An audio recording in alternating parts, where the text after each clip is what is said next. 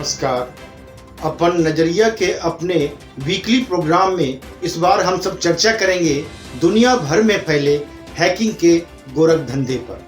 यह विषय आज इसलिए चुना गया है क्योंकि आज ही सुबह 3-4 बजे के आसपास अपने देश के प्रधानमंत्री नरेंद्र मोदी के पर्सनल वेबसाइट का ट्विटर हैक कर दिया गया था। यह बड़ी बात है और चिंता की बात है। ऐसे में प्रधानमंत्री नरेंद्र मोदी की पर्सनल वेबसाइट हैक होने के बाद एक बार फिर सवाल उठने लगे हैं कि आखिर क्या है हैकिंग का यह खेल, इसमें कौन लोग शामिल होते हैं।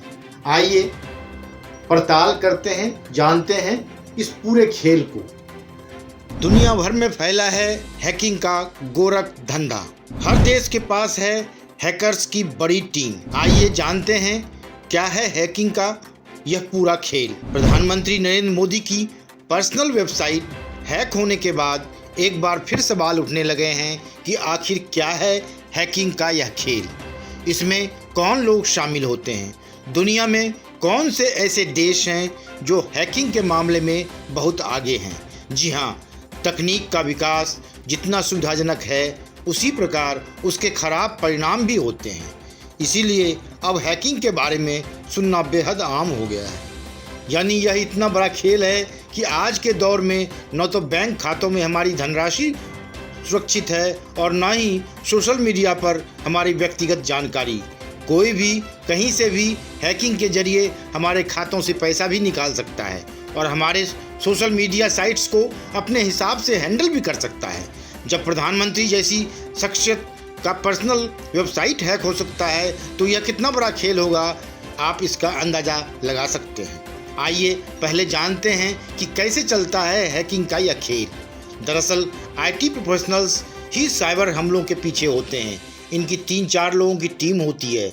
इसमें एक का काम होता है टारगेट की तलाश करना और दूसरा सेंध लगाता है, तीसरा खातों से डेटा या पैसों की चोरी करता है।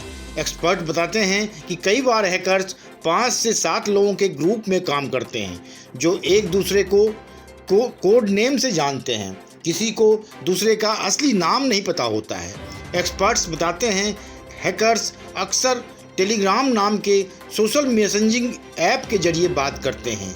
ये एनक्रिप्टेड मैसेज सर्विस है जो आतंकी संगठनों के बीच बहुत लोकप्रिय होती है।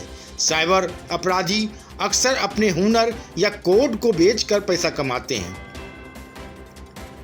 वो बैंक या किसी वित्तीय संस्थान के कर्मचारी से मेल करके हैकिंग कर सकते हैं या फिर कुछ वक्त के लिए अपना हैकिंग कोड किसी और को देकर पैसे कमा सकते हैं। वैसे दुनिया के हर देश के पास हैकर्स की बड़ी टीम फौज है, लेकिन रूस इस मामले में सबसे आगे है। इसका कारण है कि 1990 के दशक में सोवियत संघ का विघटन, उस दौरान रूस में बहुत से एक्सपर्ट अचानक बेरोजगार हो गए थे जो इलेक्ट्रॉनिक्स इंजीनियर और गणितज्ञ थे। उन्होंने रोजी रोटी कमाने के लिए इंटरनेट की दुनिया खंगालनी शुरू करी थी। उस वक्त साइबर सिक्योरिटी को लेकर बहुत ज़्यादा संवेदनशीलता नहीं थी और न ही जानकारी थी। इन रूसी एक्सपर्ट्स ने हैकिंग के साम्राज्य की बुनियाद रखी। इन रूसी हैकरों ने बैंकों, वित्तीय संस्थानों, दूसरे देशों की सरकारी वेबसाइट को निशाना बनाना शुरू किया। रूसी हैकर्स पर आरोप भी लगा था कि उन्होंने अमेरिकी राष्ट्रपति चुनाव में दखलंदाजी की थी। उन्होंने व्हाइट हाउस पर साइबर हमला भी किया। नेटो और पश्चिमी देशों के मीडिया नेटवर्क भी रूसी हैकर्स के निशाने पर रहे हैं। अमेरिका तो हर साल अगस्त महीने में लॉस वेगस में हैकर्स मेला आयोजित करता है।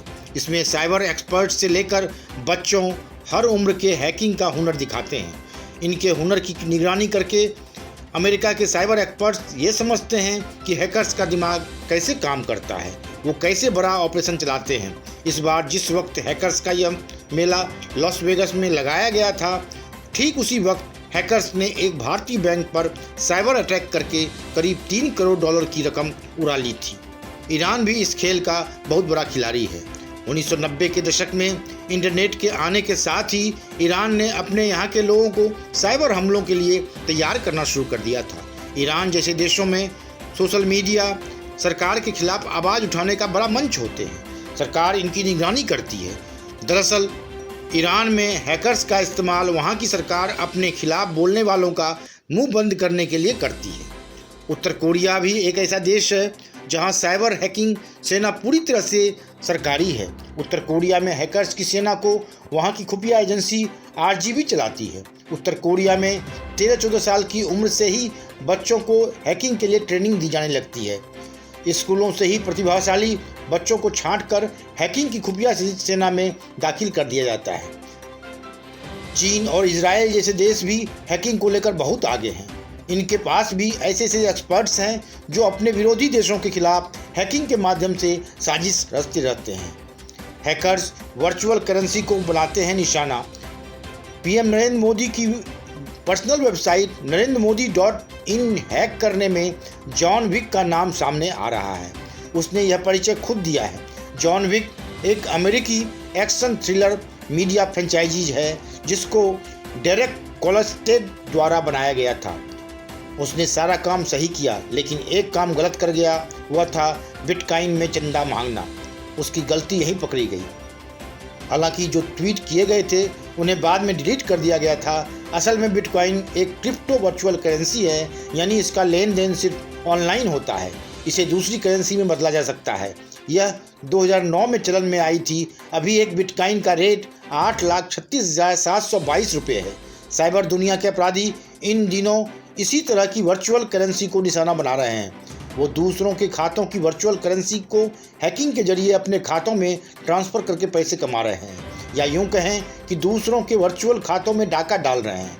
प्रधानमंत्री नरेंद्र मोदी अकेले शख्स नहीं हैं जिनकी पर्सनल वेबसाइट हैक हुई है, बल्कि और भी ऐसे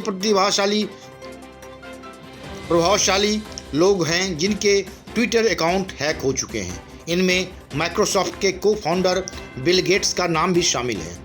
इनका जुलाई में ही ट्विटर अकाउंट हैक किया गया था। इसके अलावा अमेजन के CEO जेफ बेजोस, टेस्ला के CEO एलन मस्क और अमेरिका के पूर्व राष्ट्रपति बराक ओबामा का ट्विटर अकाउंट भी हैक किया जा चुका है। हैकर्स ने आईफोन कंपनी एप्पल और कैब सर्विस कंपनी उबर के अकाउंट को भी निशाना बनाया था।